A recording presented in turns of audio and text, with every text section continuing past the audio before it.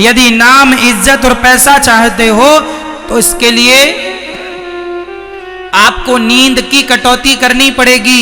ज्यादा से ज्यादा जाग कर अपने आप को सफल बनाने की तमाम प्लानिंग करनी पड़ेगी। कोशिश करके उस प्लानिंग को साकार करने के लिए उसे धरातल में उतारना पड़ेगा और आपकी मेहनत चाहिए। आप यदि मेहनत करने को तैयार हैं तो आपकी सक्सेस को कोई नहीं रोक सकता। आज लोग सक्सेस क्यों नहीं है? आज पढ़े लिखे इंजीनियर टॉप डिग्री लिए घूम रहे हैं, महाराज जी कोई काम नहीं है। अरे भाई ये बताओ तुम्हें काम करना ही क्यों है? नौकरी, महाराज जी नौकरी नहीं मिल रही, तुम्हें नौकरी क्यों करना है ये बताओ ना। तुम इतने पढ़े लिखे हो, लाखों रुपए पढ़ाई में तुमने लगाया, तुम बड़ी बुद्धि वाले हो, तुम्हारी बुद्धि सबसे तेज चलती है, तो नौकरी लेकर क्या करोगे?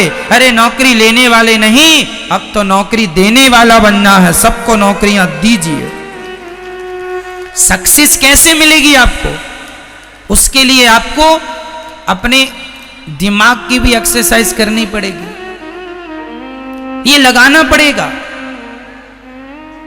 बैठे बैठे देखो रोटियां तो नौकरी करने वालों को मिल ही जाती हैं। जंगल का शेर और सर्कस के शेर दोनों में जरा सा ही अंतर है। सर्कस के शेर को बिना मेहनत की रोटियां मिल जाती हैं क्योंकि समय पे मालिक आता है, टुकड़े देकर चला जाता है। यह सर्कस का शेर है। पर जंगल के शेर को अपने भोजन की व्यवस्था के लिए दौड़ना पड़ता है, पसीना बहाना पड़ता है। यदि आप पसीना बहाने को तैयार हैं तो आप सक्सेस होके रहेंगे, नहीं तो फिर टुकड़ों से तो गुजारा हो ही रहा है सर्कस के शेर की तरह। फिर तो नौकरी कहीं ना कहीं मिल ही जाएगी, 10,000, 20,000, 25,000 की। क्यों? तो जंगल का शेर बनना पसंद करोगे कि सर्कस का? बोलो मेरे भाई, कौन सा? जंगल का। तो जंगल का शेर बनने के लिए क्या चाहिए? मेहनत चाहिए, पसीना चाहिए। कितना पसीना बहा सकते हो बताओ? आप में से गर्मी किस किस को लगती है? हाथ उठाओ, गर्मी किस किस को लगती है? उठाओ। गर्मी लगती है? ये बूढ़ी मैया है, अब तो हाथ ना उठाओ। अब तो गर्मी लगती है बुढ़ापे में। हम तो नौजवान भाइयों से कह रहे हैं, यदि तुम्हें गर्मी लगती है तो फिर तुम सक्सेस नहीं हो पाओगे। जवानी में 20 साल से लेकर 30 साल के छोरे को गर्मी लगे ना सर्दी, ना गर्मी सी लगे, ना सर्दी सी लगे, ना बारिश सी लगे, फिर देखो आप चांद और तारों की तरह ना चमके तो कह देना मैंने अपने जीवन में कब गर्मी आई कब चली गई, कब सर्दी आई कब चली गई, कब बारिश आई कब चली गई, मुझे पता ही नहीं चलता कौन सा मौसम आ गया। मुझे तो ये पता रहता है कि आज कथा का तीसरा दिन है कि कथा का चौथा दिन है। ये पता है कि आज कथा का तीसरा दिन है। मुझे ये भी नहीं पता कि आज तारीख क्या है। मुझे ये भी नहीं पता कि आज दिन गुरुवार है कि मंगलवार है। मुझे ये पता है कि आज कथा का तीसरा दिन है बस। ना मुझे सर्दी से लेना, ना गर्मी से लेना, ना बारिश से कोई लेना देना। बदलते मौसम को मैं आनंद लेता हूं मौसम का, पर मैं मौसम में परेशान नहीं होता मौसम से। ना जी, मुझे एसी ही चाहिए, इसकी कोई रिक्वायरमेंट नहीं है मुझे।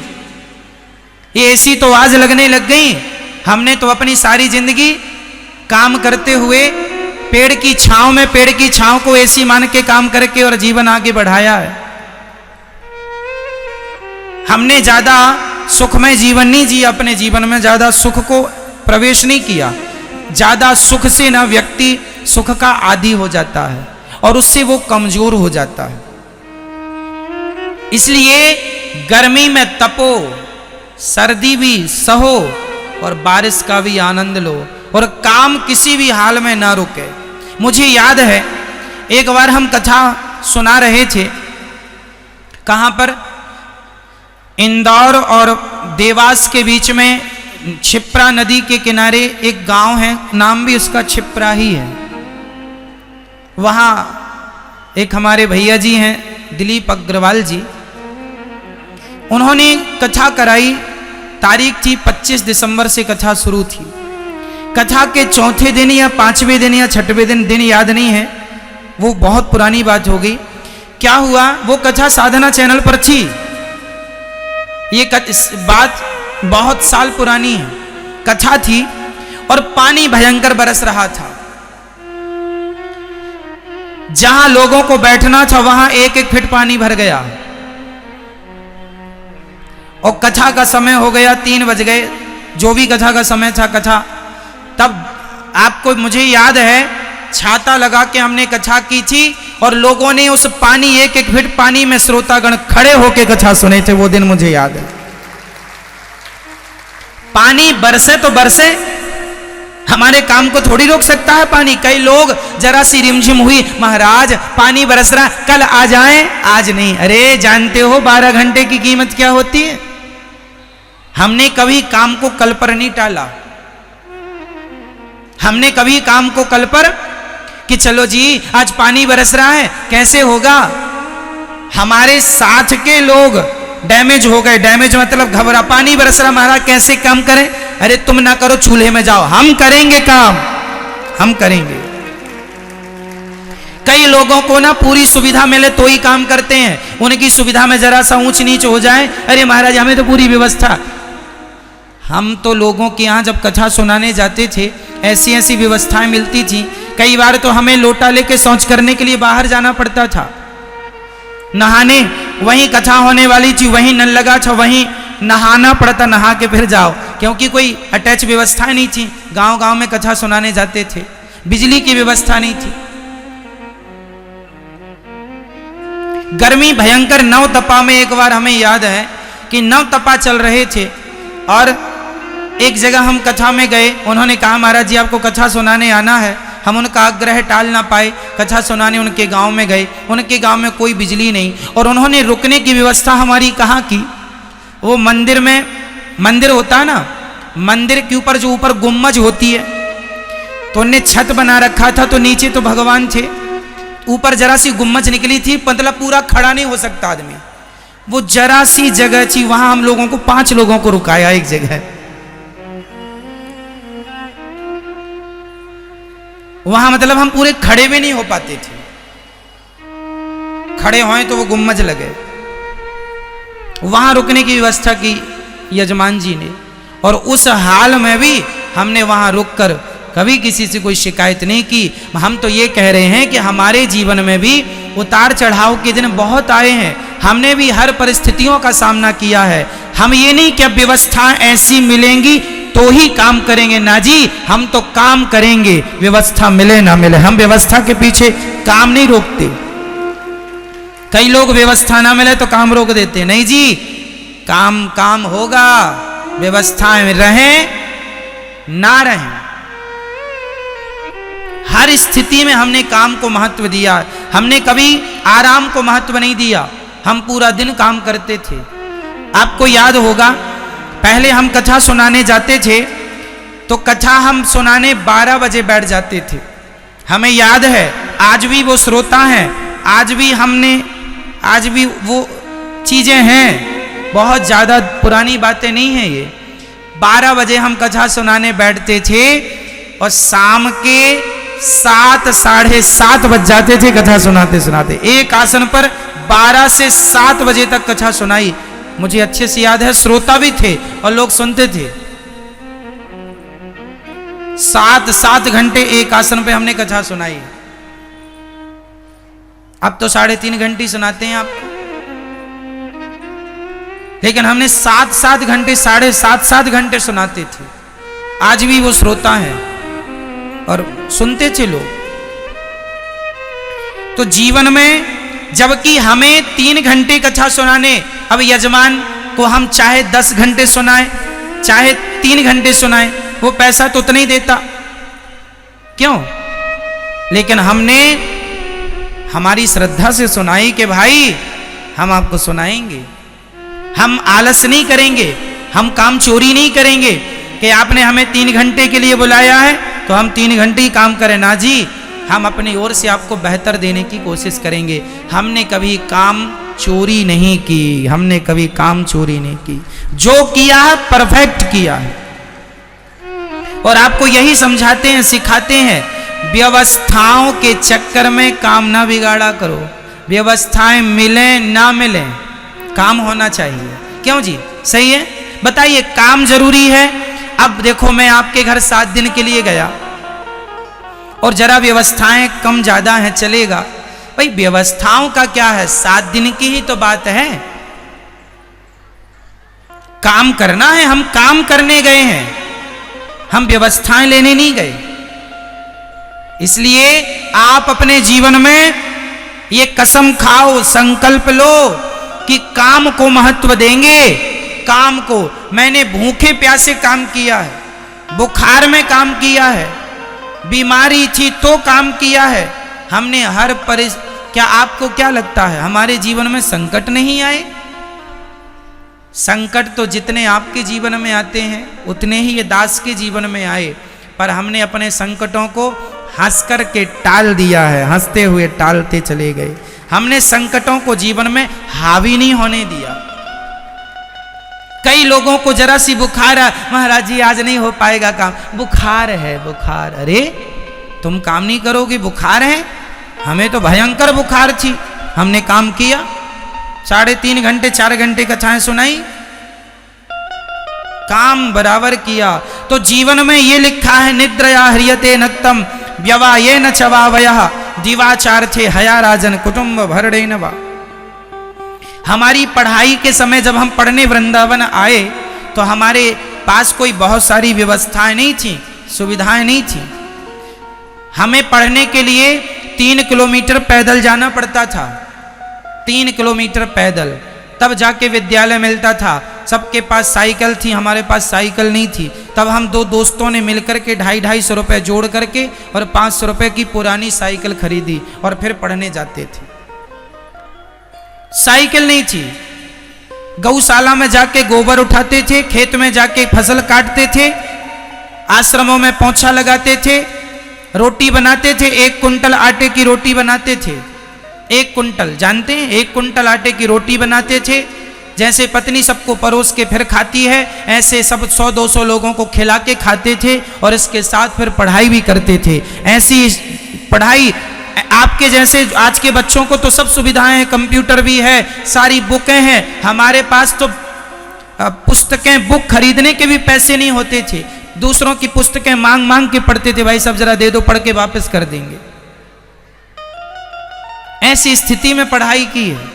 तो पढ़ाई करके हमारे समय पर तो हम तो प्राइवेट स्कूल में नहीं पढ़ पाए, सरकारी स्कूल में पढ़ते थे। क्यों? क्योंकि प्राइवेट में पैसे लगते थे। और पैसा कितना? हमारे गांव में, गांव के पास में शहर था, छोटा सा कस्बा, वहां पे 20-30 रुपए महीने की फीस लगती थी प्राइवेट स्कूलों में, 30 रुपए महीना। तो 30 रुपए भी हम लोग नहीं दे पाते थे। हमारे सारे दोस्त प्राइवेट स्कूल में पढ़ते थे। बाद में फिर हम बहुत जब कहे पिताजी से, तब पिताजी ने कोई व्यवस्था की होगी, तब उन्होंने नाम लिखाया और बाद में फिर हमने प्राइवेट स्कूल में बाद में पढ़े। 7वीं तक तो सरकारी में पढ़े, उसके बाद फिर प्राइवेट स्कूल जिसमें कि 50 रुपये महीना, पहले 30 रुपये महीना वाले में, फिर 50 रुपये महीने वाले स्कूल में पढ़ाई की। और पढ़ाई करके फिर वृंदावन आए, फिर यहाँ पढ़ाई की। तो यहाँ सारे काम करते हुए हमें पढ़ना होता था। पोंछा भी लगाना है आश्रम में, रोटी भी बनानी है, गौशाला में जाके गोबर भी करना है आपको, सारा काम करके फिर आपको पढ़ाई करनी है। तो ये सब करते हुए पढ़ाई भी करते थे। और पढ़ाई करने का शौक़ था, केवल पढ़ना था, केवल पढ़ना था। मैं जब वृंदावन पढ़ने आया तो बहुत सारे बच्चे, कोई क्रिकेट खेलता, कोई मोबाइल चलाता, लेकिन मैंने कभी ना मोबाइल चलाया ना क्रिकेट खेला। मैं कहता था मैं यहाँ क्रिकेट खेलने थोड़ी आया हूँ, मैं पढ़ने आया हूँ, सिर्फ पढ़ूंगा। नहीं समझ में आए तो भी पढ़ता था, तो भी पढ़ता था, पढ़ता था, पढ़ता था, पढ़ता। एक ही जुनून था, सिर्फ पढ़ना। और मैं क्या पढ़ने का संकल्प। कई लोग बोले ये पढ़ लो, वो पढ़ लो, ना जी, सिर्फ भागवत पढ़ूंगा। मैंने कुछ नहीं पढ़ाई की, सिर्फ भागवत पढ़ूंगा।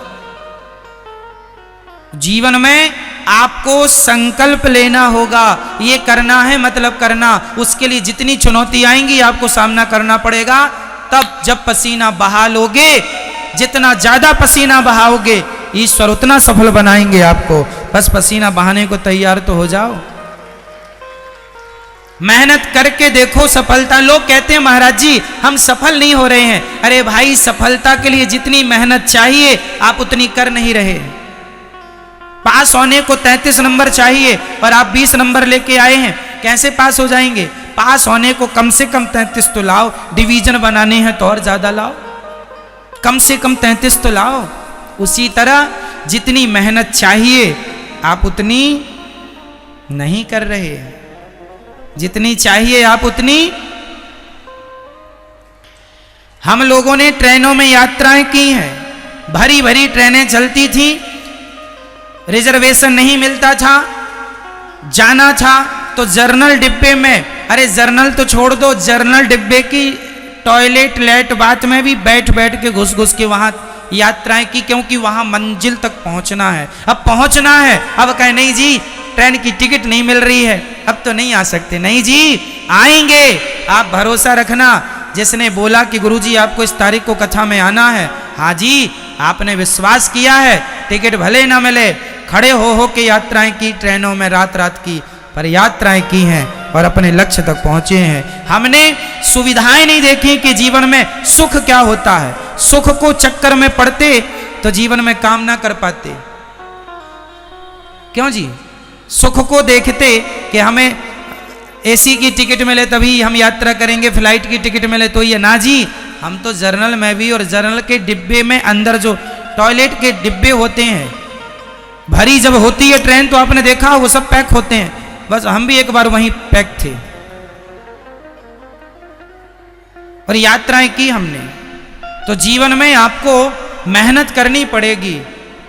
यदि आप हार गए, नहीं जी साहब नहीं हम तो नहीं आ सकते, टिकट नहीं मिल रही, अरे पागल, टिकट के चक्कर में काम छोड़ देगा क्या? मैं चाय नहीं पीता, किस लिए आप बताइए? मैं चाय क्यों नहीं पीता? मैं चाय केवल इसलिए नहीं पीता क्योंकि चाय पीने में समय लगता है।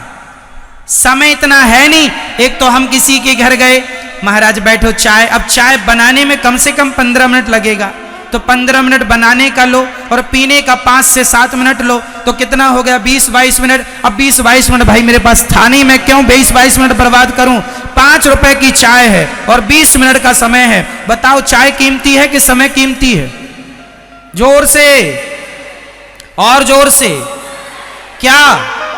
इसलिए मैंने समय को पकड़ा, चाय को छोड़ता चला गया। और आप 20 मिनट को बर्बाद करते हैं एक कप चाय के लिए। क्या घर में चाय नहीं मिलती आपके, जो दूसरों के घर में जा जा के चाय पीते हो? और आप लोग समय बर्बाद करते हो, अपना भी और दूसरों का भी। कह दो ना भाई साहब चाय नहीं, हमें जरूरत है। 5 रुपट्टी की चाय है, करोड़ों का समय खा जाती है। लोग, भारत में वैल्यू नहीं है समय की, इसलिए लोग पीछे हैं। काश आपने समय को महत्व दिया होता और अपने आप को आगे बढ़ाने की सारी कोशिशें की होती तो आप बहुत सक्सेसफुल होते, बहुत बहुत सक्सेस होते आप।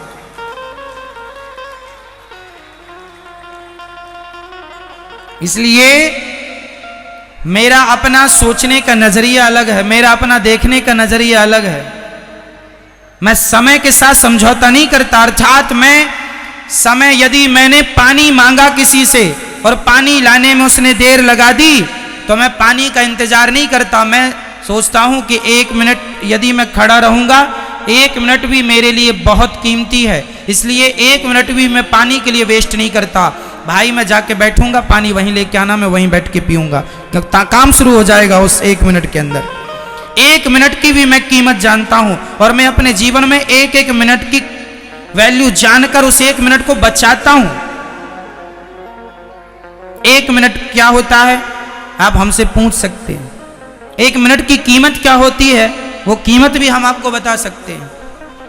इसलिए हमारे देश के युवाओं को, हमारे देश के नौजवान दोस्त भाई बहनों को केवल समय को पहचानना होगा। समय को जान लिया बस समय आपको बहुत आगे ले जाएगा।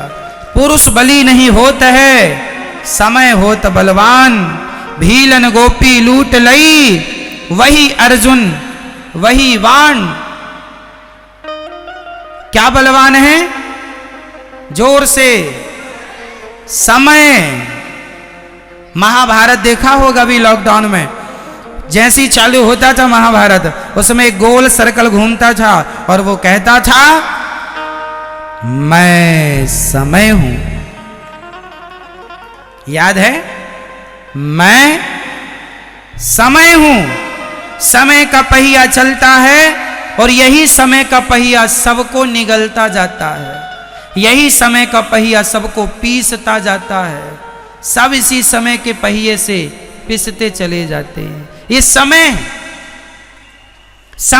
जा रहा है, कुछ कर लो मेरे नौजवान दोस्तों, अपना नाम, अपनी इज्जत, पैसा कमाओ। नौकरी लेने वाले नहीं, नौकरी देने वाले बन जाओ, तब देश का विकास होगा, तब आप सक्सेस होंगे। सोच बदल दो, अपनी नजरिया बदल दो, अपने काम करने के ढंग को भी बदल दो, अपनी पुरानी सोच को जला दो, एक नई सोच के साथ नए भारत का निर्माण करो। उठो धरा के अमर सपूतों, पुनः नया निर्माण करो। उठो धरा के अमर सपूतों, पुनः नया निर्माण करो।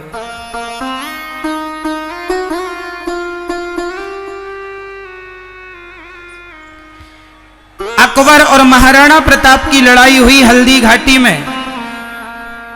कहते हैं अकबर की सेना में दम था। अकबर की सेना थी 80,000 और महाराणा प्रताप की सेना थी 15,000। कहते हैं अकबर की सेना में दम था, तो सुन लो, यदि अकबर की सेना में दम था तो महाराणा प्रताप के सीने में दम था। युद्ध सेना से नहीं, सीने से जीते जाते हैं, यहां से जीते जाते हैं। महाराणा प्रताप कभी हारे नहीं और महाराणा प्रताप से वो दुष्ट राजा कभी जीते नहीं। आपकी सेना कितनी भी हो, क्या फर्क पड़ता है? आपका सीना कितना बड़ा, सीना मतलब आपका दिल, सीना मतलब आपका दिल, दिल कितना बड़ा है। औरंगजेब की सेना 1 मिलियन 10 लाख लोग थे उसकी सेना में, औरंगजेब की सेना। और तब गुरु गोविंद देव जी, गुरु गोविंद सिंह जी, उनकी सेना में सिर्फ 40 लोग थे। कितने लोग थे? ये इतिहास बोल रहा हूं, मिथ्या नहीं कह रहा, इन पर पिक्चर बन चुकी हैं। गुरु गोविंद देव जी की सेना में कितने लोग थे? 40 लोग थे ओनली।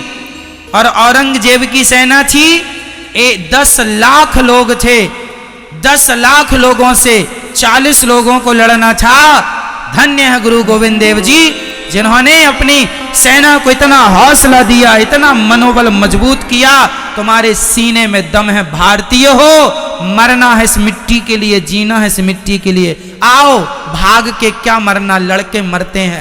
अब लड़ गए साहब, तहस नहस कर दिया।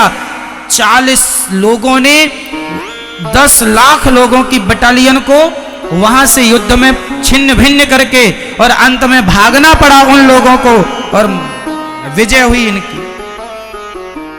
कुछ लोग मारे गए माना कि, पर उनको वहां से रवाना कर दिया। औरंगजेब की सेना को पछाड़ दिया था। इसलिए मेरी मां, कभी ये ना कहा करो, नौजवान दोस्तों, आप कभी ये ना सोचा करो कि ये काम आप नहीं कर सकते। Nothing is impossible, everything is possible. इस सृष्टि में, संसार में ऐसा कोई काम नहीं है जो मेरे नौजवान दोस्त भाई बहन ना कर सके। सारे काम आपके लिए ही हैं। आपको उन कामों को करना है और अपने देश को आगे बढ़ाना। कोई काम नहीं है ऐसा जो मेरे देश का नौजवान भाई ना कर सके।